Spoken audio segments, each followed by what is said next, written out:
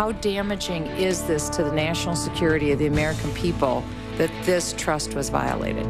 I think it was irreversible and significant damage to this nation. Has this helped America's enemies? I believe it has, and I believe it will hurt us and our allies. Michelle Bartman questioning the head of the NSA early today. The big question, have the surveillance leaks hurt America? Joining me now is the man who broke the story, Guardian columnist Glenn Greenwald, and the man who changed history when he leaked the Pentagon Papers, Daniel Ellsberg. Welcome to both of you gentlemen. Glenn, let me start with you. Obviously, the repercussions reverberate on from your reporting of this. The head of the NSA today, General Keith Alexander, said this leak will help America's enemies and hurt America. What is your reaction to that? This is what the government says in every single case whenever somebody exposes what they want to hide from the people over whom they're ruling. They said that when Daniel Ellsberg, now widely considered a hero, certainly my personal political hero, leaked the Pentagon Papers. They said it when George Bush's secret black sites were exposed, or when his illegal warrantless eavesdropping were exposed. Oh, you're going to make Americans vulnerable to the terrorists. It's a basic tenet of political theory that people who rule in power like to keep those over whom they rule in fear, because that way people will submit or acquiesce to whatever it is they want to do. There is zero evidence, as Ron Wyden and Mark Udall and other people on the Senate Intelligence Committee have said, that this program of collecting everybody's phone records as opposed to just the terrorists in any way keeps us safe or is necessary to stop terrorist plots. They're just reciting from the same handbook they always use. So when they say that more than 50 plots globally have been thwarted as a direct result of all this surveillance, are they lying? No, it's not that they're lying, it's misleading. When the Bush administration got caught spying and eavesdropping on Americans without warrants in 2005, they said this program is necessary because it enabled us to stop terrorist plots. And the answer to that was, if you had been complying with the law and spying with warrants, you could have stopped the same terrorist plots. Here, if you're collecting the telephone records of millions of Americans, the fact that that program, broadly speaking, led to the direct disruption of plots doesn't prove that if they had just been doing it in a narrow way, directing only at people for whom there's evidence to believe they're engaged in terrorism, they wouldn't have stopped the same plots. And in fact, there's lots of reason to believe that if the NSA is collecting millions and millions of phone records and telephone calls and emails as they are, it actually makes it more difficult for them to stop terrorist plots because they're collecting so much stuff that they don't even know what they have. Daniel Ellsberg, I'll admit to being slightly torn about this. I think many people are, in the sense that my initial reaction, and I interviewed Glenn, I think the day after this all broke, was one of pretty hefty shock and outrage at the scale of what was going on. At the same time, I do think that any government in America has got to be doing a lot of this kind of stuff to thwart terrorism. As a man that broke the Pentagon Papers, where is the line? Where do we draw the line going forward? Because I think the key question now is, what is the line and who draws it? Look, I had clearances for communications intelligence for years in the government.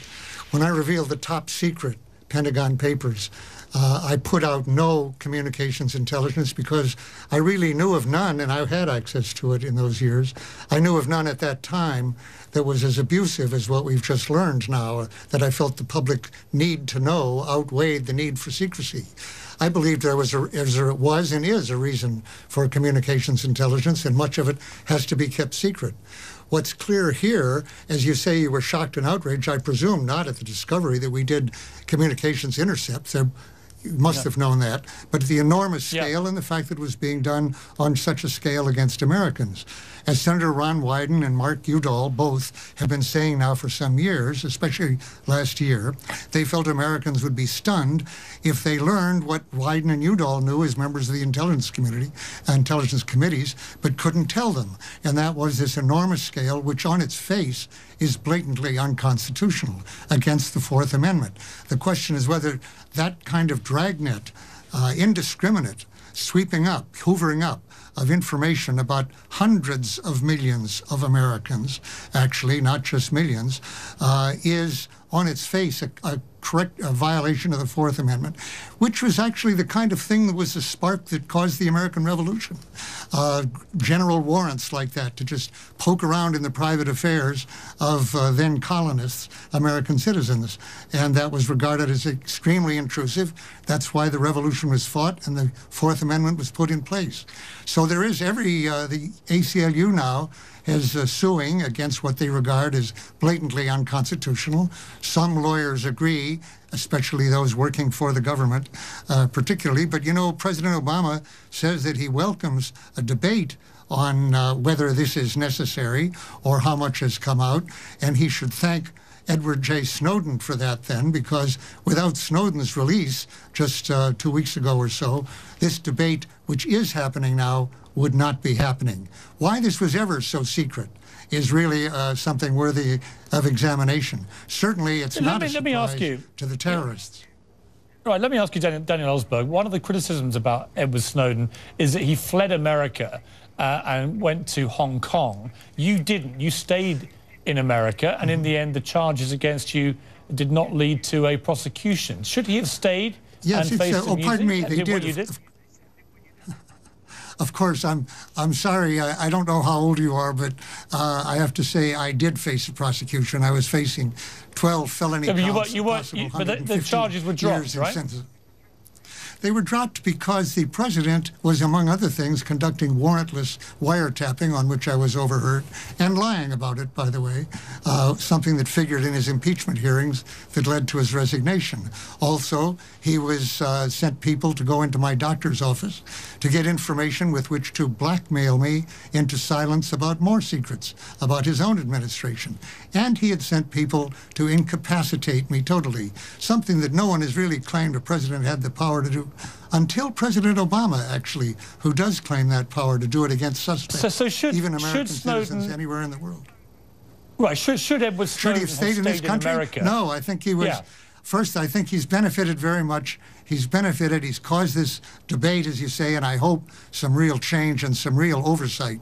The oversight system in both Congress and the judiciary has been shown to be, by his own revelations, totally broken. But if he'd stayed in this country, he would be where Bradley Manning has been for the last 3 years. At last, he's on trial. He spent 10.5 months in solitary, some of it naked.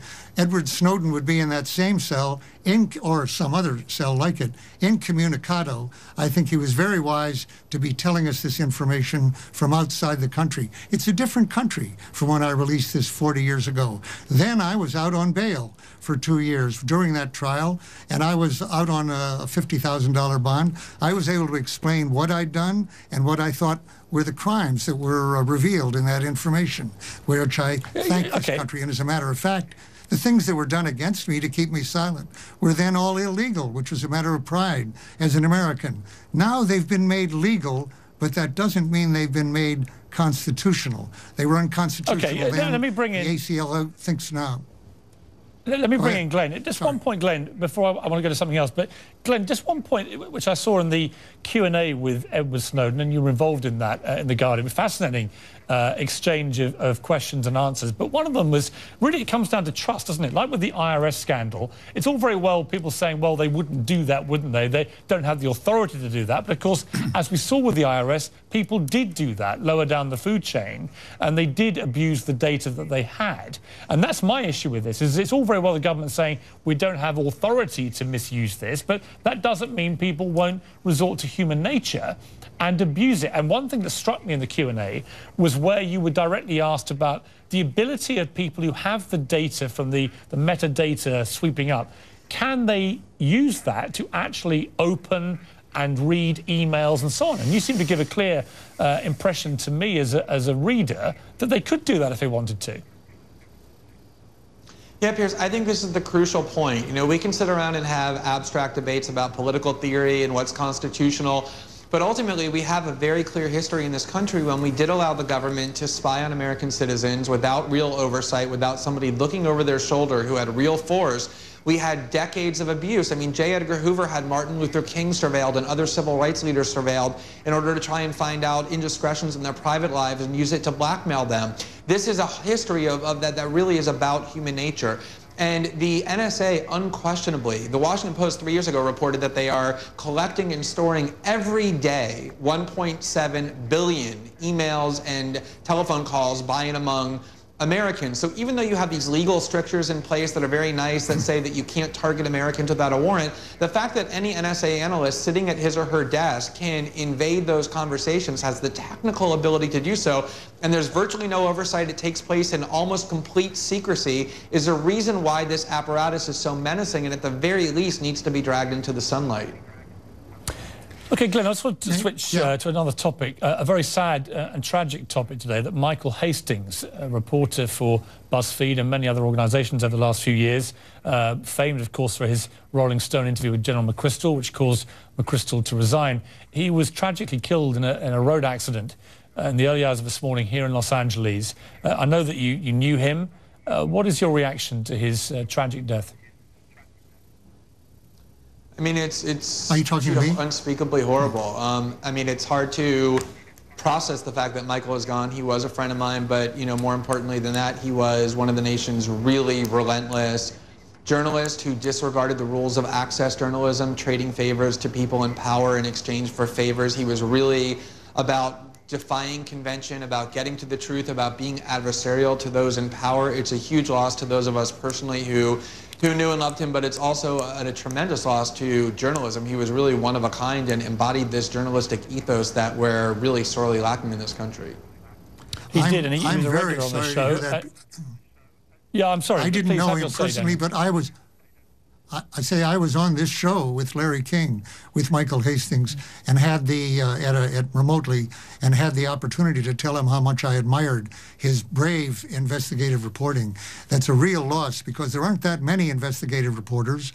And of course, what the Obama administration is doing right now, I would say, is trying to shut off their sources. And NSA has clearly already shown the willingness and the capability to try to do that with James Rosen of Fox News and others. Hastings was somebody who went right into the field and talked to people directly, and at great risk to his own life in Afghanistan and Iraq and places like that. But when people try to use the phone now or email or whatever to be sources to newsmen, they're being told by this very debate that the NSA not only has the capability to listen to all of the newsmen's sources and all of the journalists and all congresspersons and all judges and, as you say, Tea Party people, dissenters of any kind. That is a capability that Senator Frank Church said terrified him. He said it was a bridge we must never cross to have NSA turn its capabilities, which are directed to foreigners, turn them to the American people. He said that is an abyss from which there is no return. Well, we have crossed Daniel, that bridge. I'm going to have to jump in. We have to go to a break, I'm afraid. It's been great to talk to you, and also to Glenn Greenwald. Thank you both very much indeed for joining me tonight. It's a debate that will run, and I'm sure we'll talk again. Thank you very much. And our condolences obviously go to Michael Hastings' family. He was a regular on this show and will be sorely missed by us and by everyone at CNN and indeed many news organisations. He was a terrific, provocative journalist who will be really, really missed.